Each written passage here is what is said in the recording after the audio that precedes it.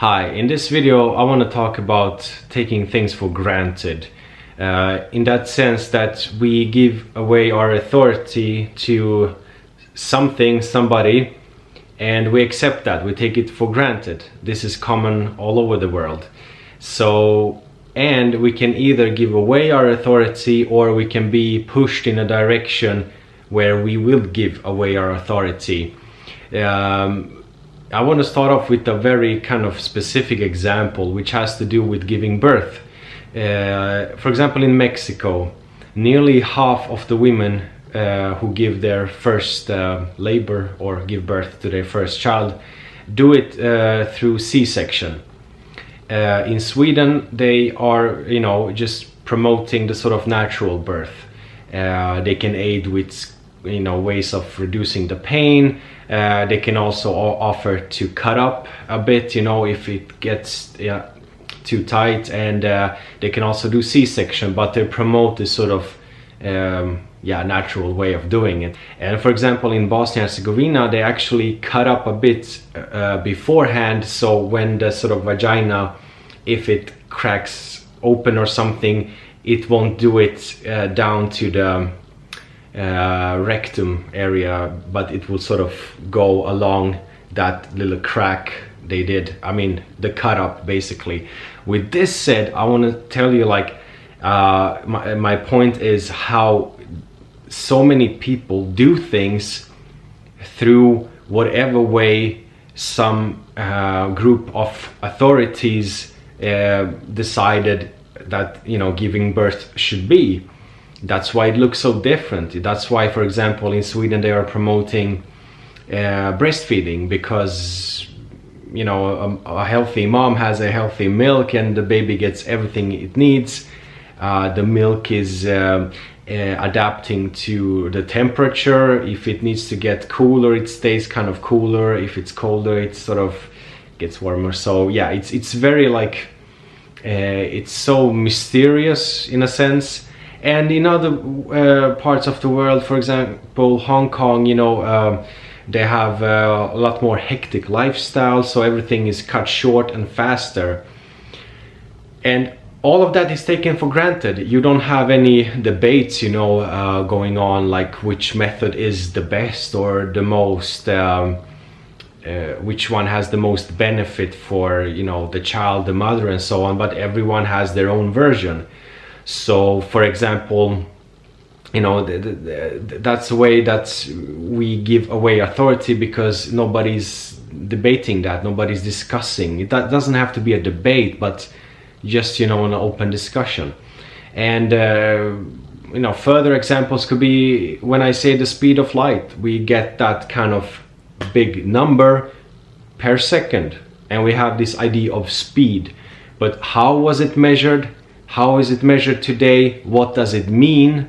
And you get into all sorts of details. How is a meter defined by which the light is actually measured?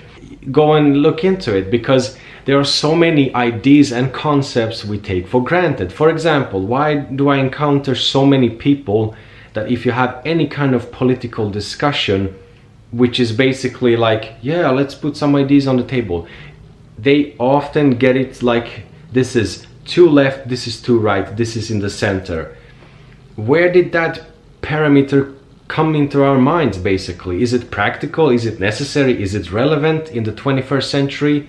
Why are ideas from the 19th century still sort of being shoved down our educational and our system of thought and looking at things, So we get all of these ideas, concepts, ways in which we interpret something, but all of the filters we have been handed down to us, and we haven't had the time nor interest to question all of them, which is understandable. You grow up, and when you grow up, for example, you are exposed, from that part of the United States in the West, which is very rich and produces a lot of films and entertainment. We get all of these visual images of how job looks like, how a hero looks like, how war looks like, how a beautiful relationship looks like, how this, how that, and so on, before we as kids or people even get our first paycheck, before we even kiss our first girl, or even have some kind of a mature relationship with the real world. We are handed down these images, what is funny, what is not funny, through that media, through that programming. And you might say, well, we always had stories to tell and mythological kind of patterns that repeat themselves. Yes, but let's say 1,000 years ago, we might share a story, the same story, maybe 6 times a month during cozy late nights after some food and before bedtime. But that is not compared to how much it is today. We are really bombarded, and for me it's no wonder why people get so I'm not going to say miserable, but unhappy or not feeling in sync, because they have been handed down all of these filters, this pattern of looking at things, how they should be, what they are, and they have never really practically for themselves in their own experience really engaged in any of it.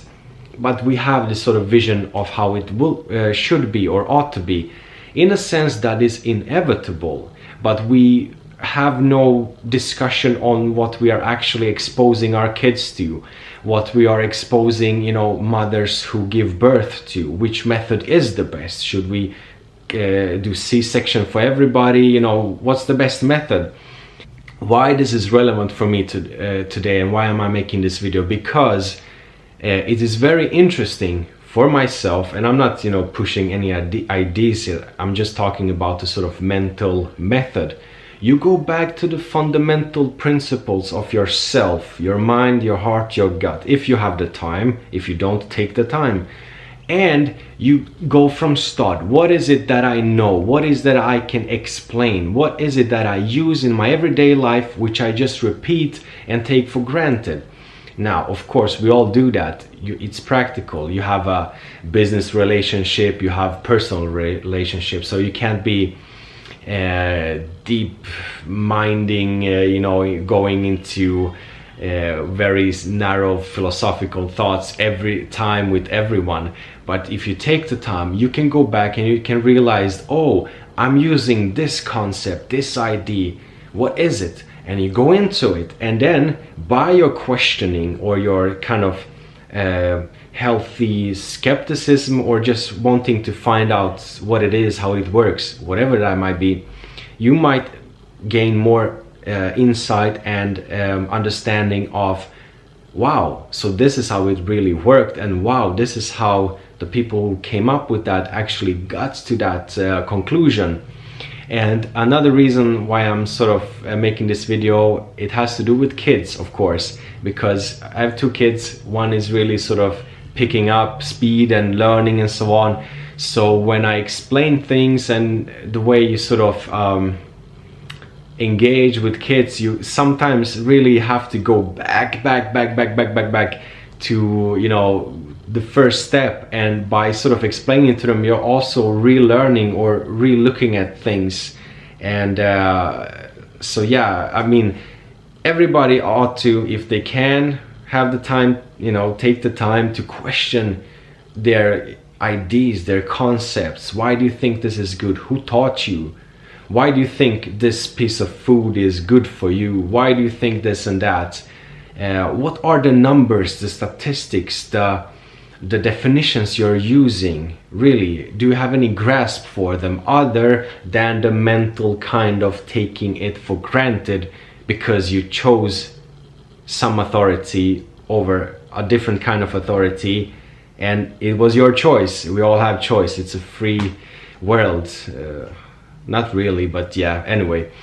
And in some instances, as I said, we are sort of pushed in a direction to hand over our authority to a certain authority. And just for the ending, by doing this, you're not going crazy, you're not dearranging your world, your worldview.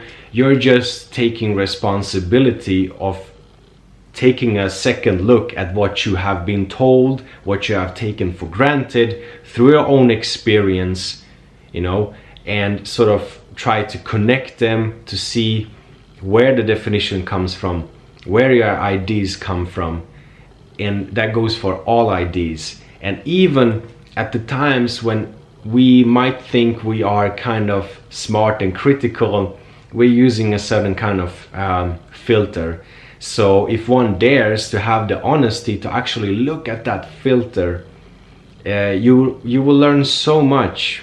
You know, it's really a precious journey, and it doesn't mean that you will have to sort of eradicate it, change it, but just in the end be aware of your own filters. It will all lead down to this: when you have other people, maybe I will have my kids that I can talk in this way, what people you can engage with in conversation, in exchange, without there being this kind of dogmatic, taking for granted kind of attitude of concepts and ideas, where you can sort of, where you have a detached way of looking at things, and that person or a group of people also has it. They have just suspended it. They are able to do that.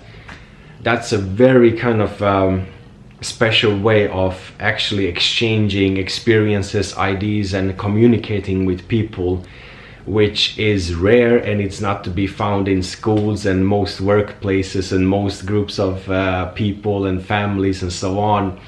And yeah, it's a kind of thing where we have to put an effort and in the end have fun and get more self-aware basically, and see things for what they are. Take care and all the best. Ciao.